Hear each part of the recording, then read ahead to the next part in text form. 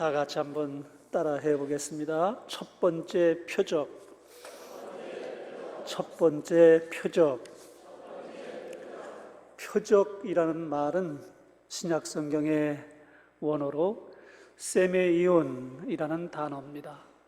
그 뜻은 초자연적 능력을 드러내서 진리임을 증거하거나 계시하는 일, 이렇게 사전에서 정의했습니다. 성경에서는 이 표적이라는 말을 이적, 기적 혹은 또 기사라는 말로 동의어로 사용된 경우가 많은데, 엄밀하게 구분하면 이적은 초자연적 능력에 의해 생겨난 사건 자체를 가리키고, 표적은 그 이적을 행한 사람의 권위를 증명하는 표징으로 사용했다라는 것을 알 수가 있습니다. 예수님의 행적을 기록한 마태, 마가, 누가, 요한복음에는 예수님께서 행하신 이적이 총 35가지가 있습니다. 그 35가지 중에 사도 요한은 요한복음에 8개의 표적만 기록했는데 35개의 표적과 2개는 중복됐고 나머지 6개는 요한복음에만 기록된 표적입니다. 그래서 6개의 요한복음에 기록된 표적은 마태, 마가, 누가복음, 공관복음에는 기록되지 않았습니다. 가나 혼인잔치에 물로 포도주를 만든 기적은 예수님께서 행하셨던 35개 기적 가운데, 표적 가운데 첫 번째 사건이고, 오직 사도 요한만이 요한복음에만 기록한 표적이에요.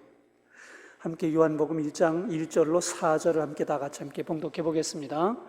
사흘째 되던 날 갈릴리 가나에 혼례가 있어 예수의 어머니도 거기 계시고 예수와 그 제자들도 혼례의 청함을 받았더니 포도주가 떨어진지라. 예수의 어머니가 예수에게 이르되 저들에게 포도주가 없다 하니 예수께서 이르시되 여자여 나와 무슨 상관이 있나이까? 내 때가 아직 이르지 아니하였나이다. 갈릴리 가나에 혼인잔치집이 있었습니다. 이 갈릴리 가나는 예수님의 고향인 나사렛의 건너편 마을입니다. 결혼하는 신랑 신부가 명시적으로 밝혀지진 않았지만 예수의 어머니도 거기 계시고 예수님과 그 제자들도 이 혼인잔치의 청함을 받았어요. 우리나라도 그렇지만 이 유대 나라도 혼인잔치에 초대할 때는 어느 정도 친분이 있는 사람들만 초대하지요. 아무나 초대장 주고 우리 집에 결혼식이 있으니까 축하하러 오세요, 이러지는 않죠. 우리가 성경으로 받아들이지 않고 있는 외경이라고 하는 이 책에 기록되어 있기는 이 혼인잔치가 있던 집이 예수의 어머니 마리아의 동생 살로메의 집이었고, 이날 혼인잔치의 신랑은 요한복음을 기록한 사도 요한이었다고 밝히고 있어요. 성경으로 채택되지 않은 외경의 기록이기 때문에 이게 어느 정도 사실에 부합한지 단정할 수는 없지만은, 어쨌든 그 혼인잔치 집의 가족들과 예수의 어머니 또 예수님이 그 초대된 것만 미루어 봐도 썩 가깝게 지낸 사이였던 것만은 분명합니다. 우리나라의 전통 혼례는 신랑이 신부 집에 도착하면 초례청을 차려놓고 결혼식을 거행합니다. 그리고 난 다음에 신부를 가마에 태워서 신랑 집으로 보내지요. 그리고 난 다음에 잔치를 열어서 축하하러 온 사람들과 함께 음식을 나누어 먹습니다. 유대 나라 사람들은 거꾸로 합니다. 저 사람들은 먼저 잔치를 열고 음식을 나누어 먹고 마시고 그렇게 하다가 마지막에 가서 결혼식을 올립니다. 이렇게 하다 보니까 이 사람들은 부잣집 같은 경우는 결혼식 전에 며칠씩 잔치를 해요. 그래서 오랜 시간 동안 이 잔치를 벌리고 맨 마지막 날에 가서 이제 이 신랑 신부를 함께 결혼식을 거행을 하는 거예요. 잔치집에는 뭐 여러 가지 다양한 음식들이 있는데 동서고금막론하고 잔치집에 뭐가 있어요? 술이 빠지지를 않아요. 요즘은 예식장에서 결혼식 하기 때문에 다 사라진 전통이지만은 예전에 제 어렸을 적에 우리 고모님들 결혼 날짜를 잡으면 우리 할머니가 그 날짜를 다 계산해 가지고 막걸리를 커다란 항아리에다가 술을 담그시더라고요. 유대 나라 사람들은 포도주를 담급니다. 그런데 어느 정도 손님 다 계산해서 포도주를 준비하기 때문에 포도주가 부족한 경우는 거의 없어요. 그런데 어떤 잔치집에서는 계획된 손님보다 더 많이 왔든지 아니면 포도주를 그냥 들이키는 술고래가 있어서 다 퍼먹어버린다든지 이러면 포도주가 부족한 그런 일이 생기는 경우가 가끔 있었습니다. 이런 일이 생겨지게 되면 그 잔치를 준비한 그 혼주 측에서는 손님을 제대로 접대하지 못하는 난처한 상황이 됐고 잔치도 제대로 준비하지 못한 그런 집안이라는 체면이 땅에 떨어지는 난감한 일이 되곤 했다고 그래요. 근데 오늘 함께 읽었던 가나 혼인잔치집에 바로 이런 상황이 벌어진 겁니다. 예수의 어머니가 이 사정을 알고 예수님께 포도주가 없다. 이 집에 포도주가 없다. 잔치는 아직 시간이 많이 남았는데 포도주가 없다. 이렇게 사실을 알립니다. 이때 예수님께서 이해하기 어려운 답변을 하십니다. 여자여 나와 무슨 상관이 있나이까? 내 때가 아직 이르지 못하였나이다 라는 대답입니다. 우리의 이 생각으로 보면 여자여라고 어머니를 호칭한다는 게 이게 벌써 받아들이기가 어려운 표현이지요. 뭐 우리만 그런 게 아니라 이게 성경을 읽는 많은 사람들에게 도대체 이게 무슨 일인가 그렇게 이해할 수 없는 일이 되다 보니까 성경학자들이 연구를 했어요. 두 가지 해석이 나왔습니다. 먼저는 여자여라고 부르는 이 호칭은 당시에 여성을 존경하는 존칭어로 사용했다라는 것입니다. 예수님께서 어머니 마리아를 향하여 여자여라고 호칭한 경우가 요한복음의 끝부분에 가면 십자가에 달려 마지막 운명하실 때 여자여 보소서 아들이니이다 이렇게 한 경우가 있었습니다. 그 이외에도 어머니 마리아가 아닌 다른 여인들에게 예수님께서 여자여라고 호칭한 사례가 몇 번 더 나오는데 사마리아 수가성 여인에게, 가늠하다 현장에서 잡혀온 여인에게, 무덤을 찾아온 막달라 마리아에게 여자여라는 호칭을 사용했어요. 두 번째 해석이 있습니다. 두 번째 해석은 예수님께서 공생애를 시작하신 상황이기 때문에 어머니 마리아를 공생애적 관점에서 어머니가 아닌 한 사람의 신자로 호칭했다는 해석입니다. 사생애를 사는 동안은 육신의 어머니, 엄마였지만은 공생애를 시작하면서 어머니 마리아일지라도 구원받아야 할 한 사람으로서 공적 관계에서 호칭을 해야 됐기 때문에 여자여라고 불렀다는 해석이에요. 저도 제 어머니를 우리 교회에서 집사님으로 임명하고 함께 교회를 섬기는 기간이 있었어요. 가정에서 어머니를 부를 때는 그냥 뭐 어머니 그렇게 부르기도 하고 빨리 부를 때는 엄마 이렇게 부르기도 하고 그랬지만은 교회에 직원회를 하게 되거나 하면은 엄마라고 부르면 안 되잖아요. 공적인 자리니까 김 집사님, 김남수 집사님이셨는데 김남수 집사님, 제가 어머니를 그렇게 불러야 될 때가 있더라고요. 제 아내는 저를 여보라고 부르는 횟수는 거의 없습니다. 대개 목사님 이렇게 부르는 빈도가 훨씬 많습니다.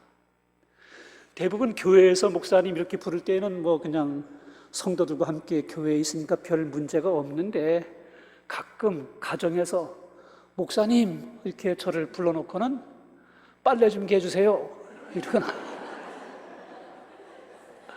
음식물 쓰레기 좀 쳐주세요 이렇게 저한테 요청할 때가 있어요. 그럴 때는 그냥 여보 이렇게 남편으로 불러야 되는데 목사님 그렇게 불러놓고 이런 걸 시키니까, 이게 참 내가 지금 목사님으로서 이 일을 하는 거야, 남편으로서 이 일을 하는 거야, 좀 난감한 상황이 될 때가 있습니다. 나와 무슨 상관이 있나이까? 내 때가 아직 이르지 아니하였나이다. 예수님께서 그렇게 답변하셨는데, 이 답변은 그 뉘앙스로 볼 때 어머니 마리아의 청을 거절한 것으로 보입니다.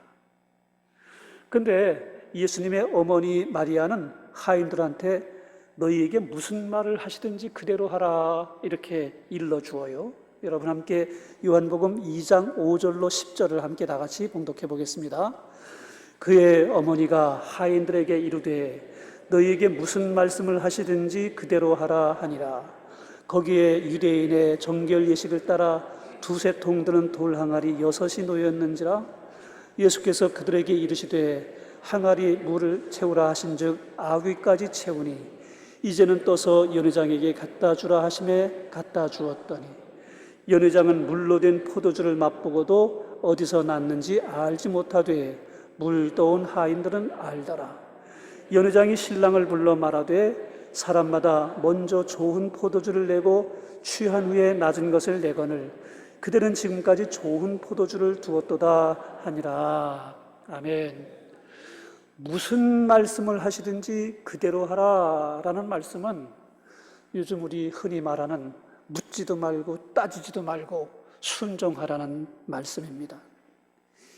이해가 되건 이해가 되지 않건 순종해라, 그런 말이에요. 저는 이런 순종을 가리켜 다 같이 한번 따라해 보겠어요? 절대 순종, 절대 순종, 절대 순종입니다. 내 생각으로 거기에 뭐 이걸 해도 되나 안 해도 되나 이렇게 판단하는 이유가 없어요. 이해가 되거나 이해가 되지 않거나 불문하고 순종하는 순종입니다. 절대 순종입니다. 유대인들은 이 집을 들어가게 될 때 혹은 음식을 먹을 때 손과 발을 씻는 전통이 있습니다. 유대인들의 정결의식이라고 그러지요. 그래서 이 정결예를 행하기 위해서 집집마다 마당에 물 항아리를 비치해 두었어요. 두세 통 드는 돌 항아리 그랬는데 25리터쯤 채울 수 있는 항아리입니다. 그게 6개나 거기에 있었다는 거지요. 예수님께서 하인들에게 항아리에 물을 채우라 했더니 아귀까지 채웠어요. 이제는 떠서 연회장한테 갖다 줘라 합니다. 예수의 어머니 마리아가 하인들에게 이른 대로 하인들은 예수님이 하시는 말씀에 하신 말씀 그대로 다 순종한 겁니다. 연회장이 물로 만든 포도주를 맛보고 어디서 났는지 알 수 없어요. 그런데 물 떠온 하인들은 알고 있습니다. 연회장이 신랑을 불러서 이렇게 말합니다. 사람마다 먼저 좋은 포도주를 내고 취한 후에 낮은 것을 내는데 그대는 지금까지 좋은 포도주를 두었도다, 이렇게 칭찬을 하고 있는 걸 볼 수가 있습니다. 우리가 마음에 새겨야 될 몇 가지 교훈이 있는데, 첫 번째, 예수님은 마리아의 청을 거절했습니다. 그러나 마리아는 하인들에게 무슨 말씀을 하시든지 그대로 하라 합니다. 예수님은 어머니의 요청에 내 때가 아직 이르지 아니하였다 거절했지만은 생각을 바꾸어 문제를 해결해 주십니다.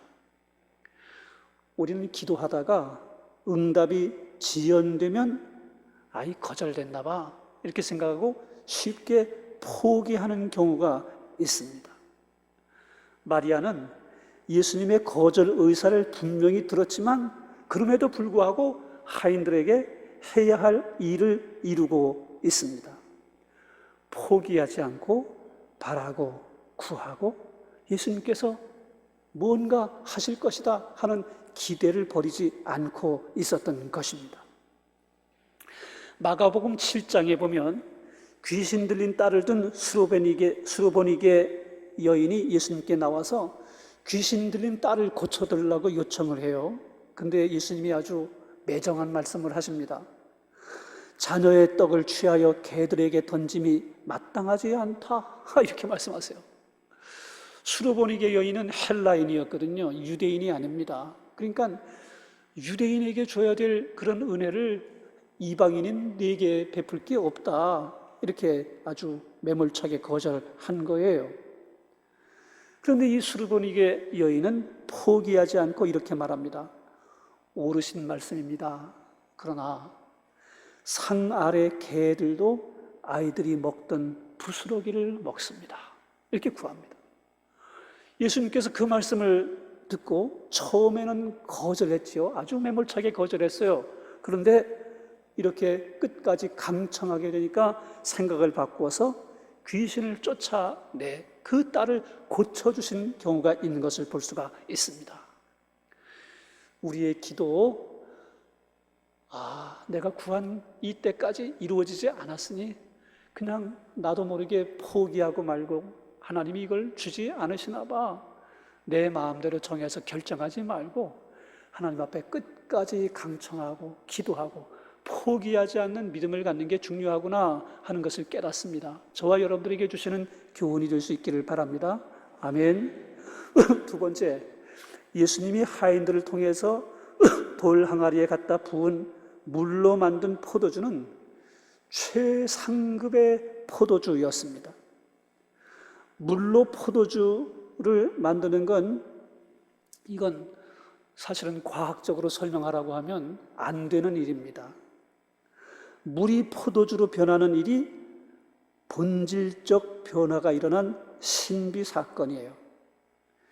이것은 예수님이 행하신 첫 표적으로 상징입니다. 예수님을 인격적으로 만나면 본질적인 변화가 일어납니다. 탕자가 변해서 성도가 되고 땅의 것만 추구하며 살던 사람이 하늘의 소망을 두고 사는 사람이 됩니다. 하나님을 반역하고 완악한 심정으로 하나님이 어디 있어? 하나님을 믿으려고 하던 내 주먹을 믿어라, 이랬던 사람들이 변해서 오히려 말씀을 들을 때마다 그 말씀에 감격하고 감동하고, 오늘 우리 둘 청년들의 간증을 들었지만 하나님께서 역사하심을 깨닫게 되고 이런 변화가 일어나게 되는 것입니다. 말씀의 씨앗이 우리 심령 속에 떨어지게 될 때 예전에는 무조건 다 배척했죠. 배격했죠. 그런 게 어딨어? 그랬던 사람이 어느 튼가는 귀를 기울여 듣게 되잖아요. 그리고 그 말씀이 깨달아지잖아요. 말씀의 은혜를 받게 되고 삶이 변화되게 되는 일이 일어나게 되잖아요. 본질적 변화가 일어나는 은혜가 있게 되는 것입니다. 예수님을 만나면 그렇게 되는 것이에요. 세 번째, 물은 오래 두면 부패하고 썩습니다. 포도주는 오래 두면 오래 둘수록 더욱 향기 나는 최상급 포도주가 됩니다. 예수님을 제대로 만나면 시간이 흐를수록 신앙의 연조가 깊어질수록 점점 더 성화된 그리스도인으로 향기를 내며 살게 됩니다. 작년보다는 올해보다는 내년이 더 신실한 믿음의 사람으로 변화되는 은혜가 있게 되는 거예요. 간혹 오래 믿었지만 직분도 중직자가 됐어요. 권사님도 되고 안수집사님도 되고 장로님도 됐는데 언어가 거칠고 또 생각이 너무 저급한 수준에 머물러 있는 그런 사람들이 있고, 자기만 알고 남은 배려하지 못하는 그런 사람들이 있습니다. 저는 그런 사람들을 가리켜 짝퉁신앙이라고 그래요. 한번 따라해 보겠어요. 짝퉁신앙. 짝퉁신앙. 이 참 부끄러운 말인데 믿기는 믿지만 아직 변화가 본질적으로 되질 않아서 세속적 욕심을 그대로 가지고 교회 안에 들어와서 믿는다 하는 사람들입니다. 포도주는 오래 묵을수록 향기가 납니다. 여러분, 신앙의 연조가 깊어질수록 우리의 믿음의 연조가 더 많아질수록 향기 나는 모두 성도들 다 될 수 있게 주의 이름으로 축복합니다. 아멘. 마지막 요한복음 2장 11절로 12절 함께 봉독합니다. 11절. 예수께서 이 표적을 갈릴리 가나에서 행하여 그의 영광을 나타내심에 제자들이 그를 믿으니라. 그 후에 예수께서 그 어머니와 형제들과 제자들과 함께 가버나움으로 내려가셨으나 거기에 여러 날 계시지는 아니하시니라. 아멘. 예수님께서 행하신 첫 표적의 의의는 그리스도의 영광을 나타내는 것이었고, 두 번째, 제자들이 그를 믿으니라 한 여기에 있습니다. 예수님도 표적을 행하셨지만 베드로와 사도 바울도 많은 표적을 행했지요. 이 시대에도 믿는 자들에게 과학적으로는 설명할 수 없는 신비한 표적들이 나타나는 경우가 있습니다. 그 왜 그렇게 표적을 행하실까요? 하나님의 영광을 드러내려고, 안 믿는 사람들에게 믿음 갖게 하려고, 이게 목적입니다. 그런데 어떤 사람들은 그 표적 자체의 목적을 두고 있는 사람들이 있어요. 표적은 표적이 목적이 아닙니다.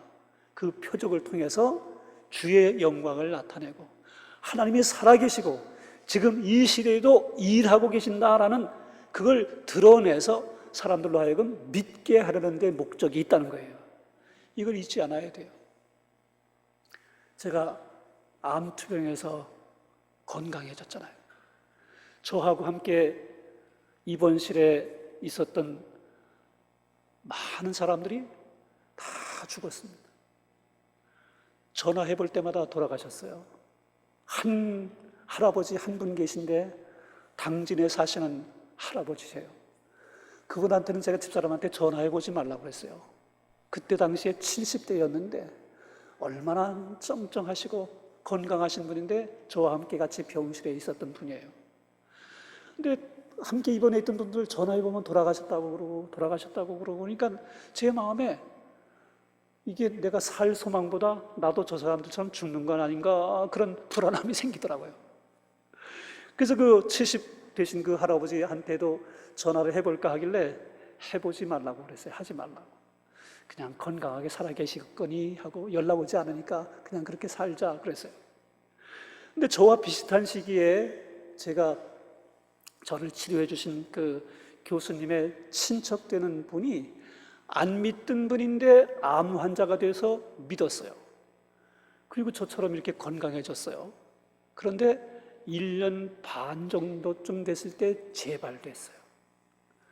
근데 그분이 다시 재발되면 다시 하나님 앞에 구원받게 된 그 은혜를 인해서 감사하고 남은 생을 잘 정리하고 돌아가셨으면 좋았는데 그분은 그게 안 되더라고요. 아니 날 고쳐줬으면 끝까지 고쳐줘야지 왜 재발이 되는 거야? 그리고는 끊임없이 하나님을 원망하고 불평하고 믿음이 완전히 사라지는 그런 예를 보았습니다. 여러분, 우리에게 경험되는 모든 신앙적 표적은 하나님께 영광을 올려드리기 위함이고 믿는 믿음을 가지게 하고자 함이라고 하는 이 목적을 잘 새기고 잊지 않는 저와 여러분 모두가 다 될 수 있길 주의 이름으로 축복합니다. 아멘.